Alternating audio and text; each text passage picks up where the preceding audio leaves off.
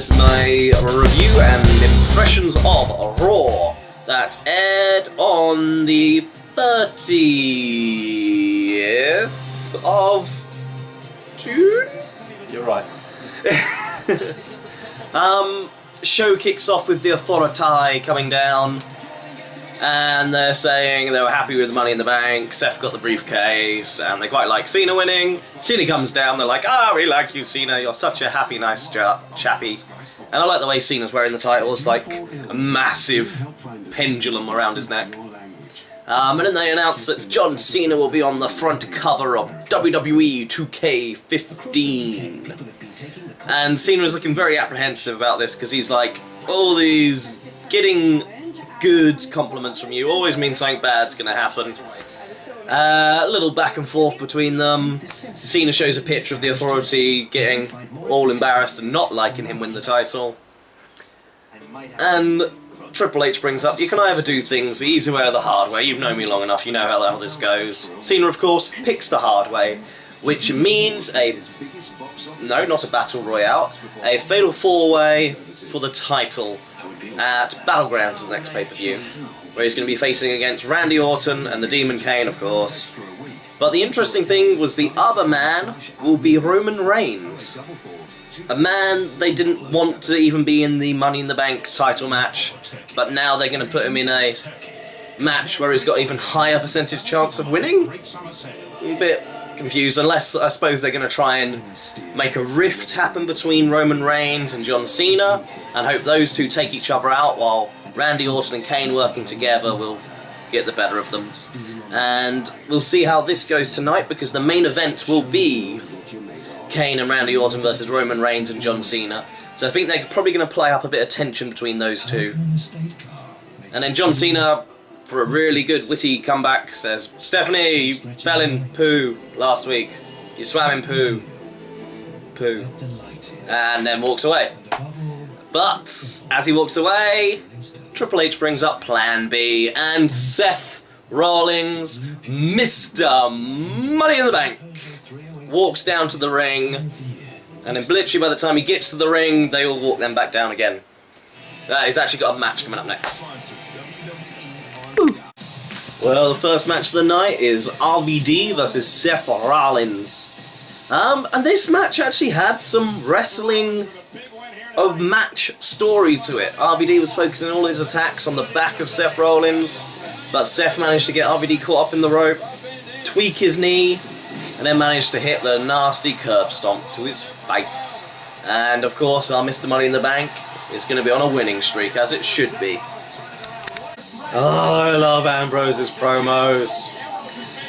Seth manages to cut one about being Mr. Money in the Bank, and how it's not arrogance if you back it up.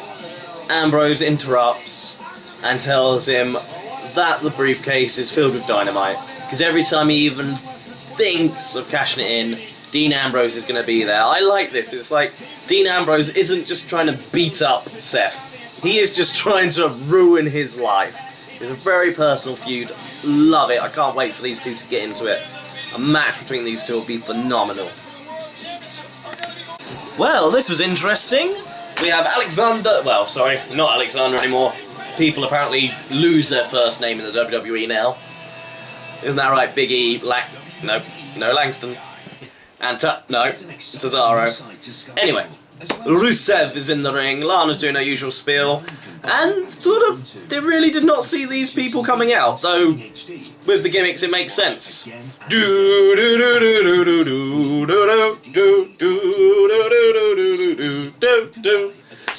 Jack Swagger and Zep Coulter come out. They've had like some little run-ins during the sort of year, little back and forths, especially like Zep and Lana have had some shouting matches. Actually, Swagger was like the first person I think in the Rumble that Rusev actually had a little tussle with. But yeah, and in a matter of seconds, Jack Swagger and Zeb Coulter are faces. Zeb basically does the same promo he's been doing as a heel, but because of the situation, he just completely turns it around and it becomes a face promo. And my god, the people, I don't think a single person in that arena was not joining in, basically because I believe in America they would be shot if they didn't. Because you have to be a patriot or you're exiled. But yeah, this is a good challenge. Swagger, despite being dangerous and injuring other wrestlers, so he really shouldn't be getting a push. He is a good wrestler most of the time, and he's definitely going to be a big challenge for Rusev, so let's see if he can work a longer match than he has. He's had good ones with Big E. The last one got extended even longer, so let's see if we can get like a good 10-minute or so match at the next pay-per-view. And frankly, the fact that you've got Zeb Calder talking, well, this will make these some entertaining promos over the coming weeks. Okay, and we had a 6-man tag. The Wyatt family versus Sheamus and the Usos! Good match, and I think this pretty much sets up these people for the rest of the month. I think you're going to again have the Wyatt family, Eric and Luke, going after the titles against the Usos, and I think I could see them coming away with a victory. Well, I could see that beforehand, but it didn't happen, so let's see if it happens end of this month at Battleground. And Bray and Sheamus, it makes sense. Sheamus is the next biggest babyface after John Cena at the moment. So, and he's a big, burly guy that Bray and him can just beat the shit out of each other. Here's an inspiration to us all, Bo Dallas! I shouldn't be talking right now, because we're having a moment of silence for Daniel Bryan and Wade Barrett, because Bo Dallas says so. Well, that's awkward.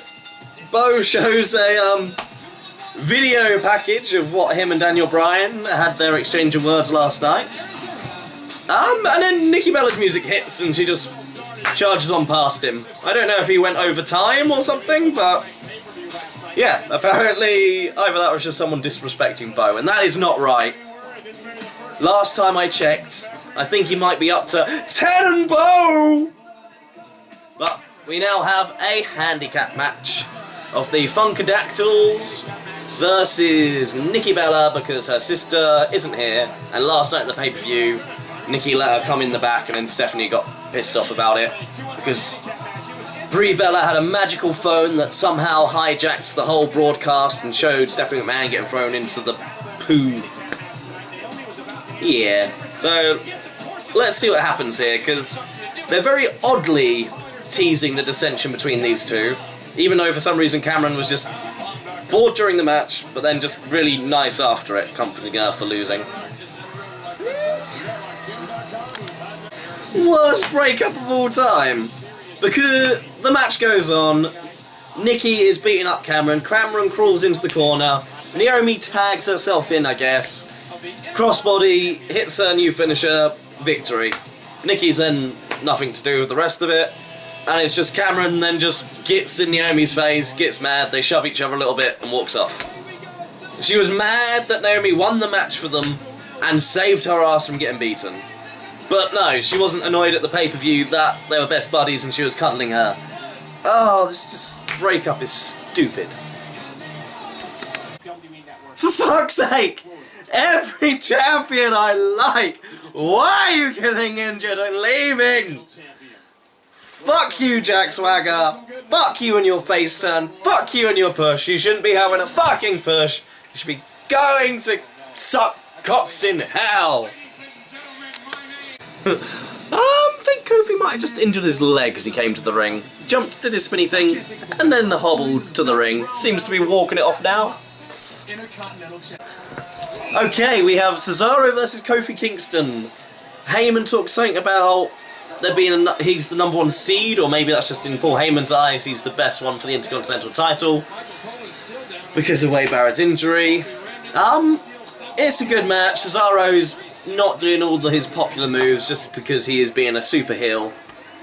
But he gets beaten by Kofi Kingston with a roll-up, with a victory roll from his shoulders. But this happened in the commercial break!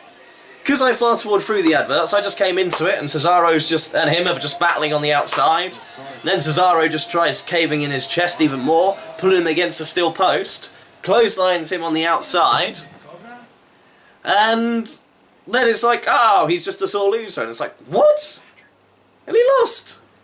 He lost during the commercial break. I've not seen that in absolutely years. WWE is much better at usually timing those things. Ketchup. Is that ketchup he's talking? We get Santino in the back, and he's having a barbecue, talking to his Cobra. Depressingly, Emma's not around, and frankly, they've not been seen together for ages, so I don't know what they're going to do there. But yeah, nobody came. But thankfully, and here's the very, very subtle, you might not have seen it, very, very subtle product placement. Because Adam Rose appears with some Twisted Tea. Because with Twisted Tea, it's party time all the time. And then all of the rosebuds come out, and they've got like a pub umbrella with Twisted Tea on it, and banners with Twisted Tea. The bunny / Zack Ryder has a case of Twisted Tea, and then it all fades out into them all standing together with a load of Twisted Tea. So I don't know if you noticed, but they were advertising Twisted Tea. What the fuck was this? Well, we have Michael Cole apparently got injured in the scuffle between Kofi Kingston and Cesaro. I don't exactly know how. I saw Kingston get thrown over and it doesn't really seem to hit Michael, but then he just sort of falls off his chair. But he's sort of a bit winded from it, but whatever, nobody cares. And then Vince McMahon's music hits, and out he comes, Vincent Kennedy's Mick Sandow. Oh god. And in me trying to explain this, Sandow has just been beaten by the Great Khali. Sandow basically came out, did a fun little promo, really good at doing the mannerisms of Vince McMahon. Stephanie appears on the Titantron, very pissed off, understandably so, and then says, my father toppled giants to make this industry, and you're going to get the chance to do the same. Great Khali comes out, chops him in the head, and he's pinned. And oh my god, Great Khali is in the Intercontinental Battle Royale. Oh no, he's a big man, who could possibly throw him out? It's not like he's been thrown out of like 5 consecutive Royal Rumbles and Battle Royales over the past couple of years. Ugh. The only thing I want is to have a Great Khali versus Rusev, just so he can get the most incomprehensible promo of all time. Former WWE Champion has returned, and it's Miz. That guy that, you know, he did that memorable thing earlier in the year where he did that, and then last year where he did... Really? The Miz? Really? Really? Really? Miz is saying something that I'm not listening to, and then we get explosions, and the Ayatollah of rock and roller, Jericho's back, baby. Jericho hits the code breaker on the Miz, and then from that point on, like forever, nobody cared about the Miz. Jericho has got the mic and wants to welcome everyone to Raw is the... And the Wyatts appear. Bye, Sheamus, I am no longer interested in you. Jericho versus Bray Wyatt. Yes, yes, yes. This is the best thing they could have done for Bray Wyatt after he lost a run to John Cena. Attacking Sheamus was like, this is the next best thing, but bringing back Jericho, genius move. Well done for keeping it a secret. Well done, WWE. Fandango's changed. Oh my god! Anyway, for some reason Fandango's changed his music. It just sounds really off. And Dolph Ziggler's out. And he's wearing a t-shirt of the Royal Rumble or Battle Royale or something. But he's wearing a t-shirt, and god damn it, Ziggler's in a match. Come on! Ziggler wins! And makes out with Summer Rain, because apparently this Layla and Summer thing is not done yet, because that's what everyone wants to see. And apparently in my excitement I knocked my camera. But yeah, Ziggler gets the zigzag after Summer Rae walks in the ring, makes out with Ziggler, which personally I think should have been a DQ because she put her hands on Dolph Ziggler, so Ziggler should have won by DQ. But it doesn't matter, because this really annoyed Fandango, even though he's with Layla. So Layla wasn't too impressed with this. Zigzags hit, 1, 2, 3. Ziggler wins!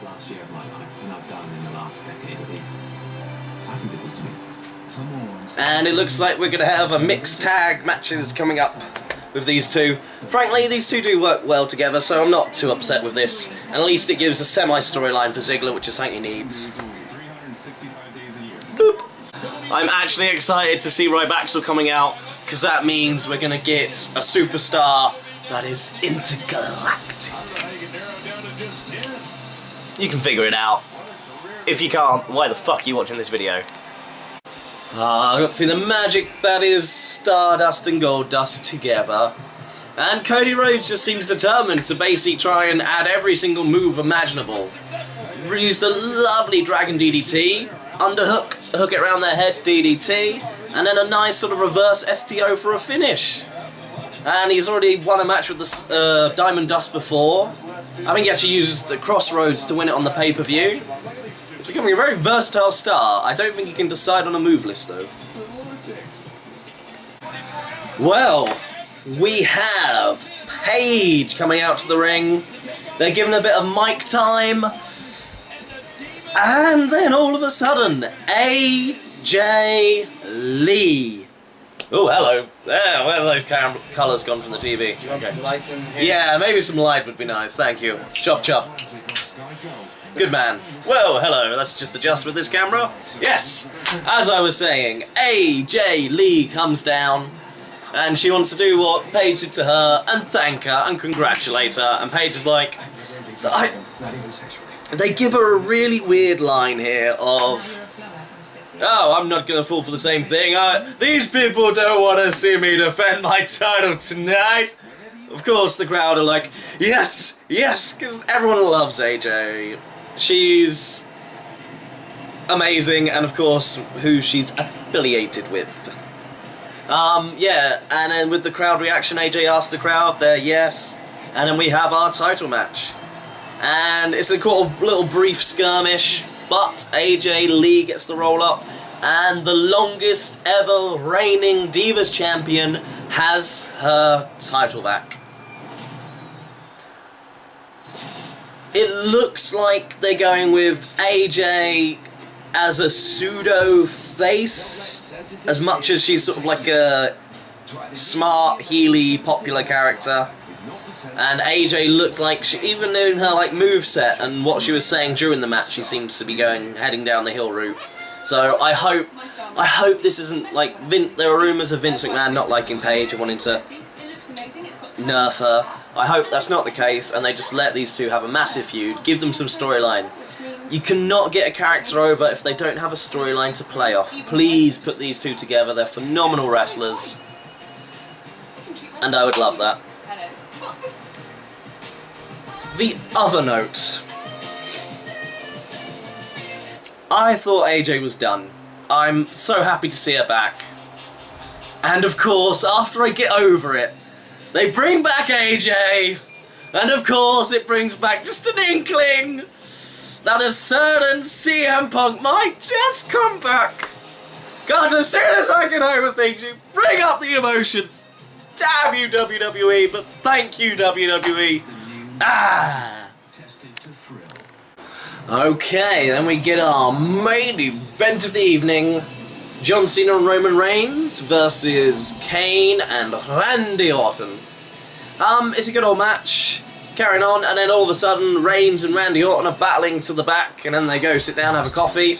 That leaves Kane and John Cena on their own, and then it just turns into a brawl outside. Kane then hits Cena with the steps, gets the DQ, and just carries on brutalising him a bit.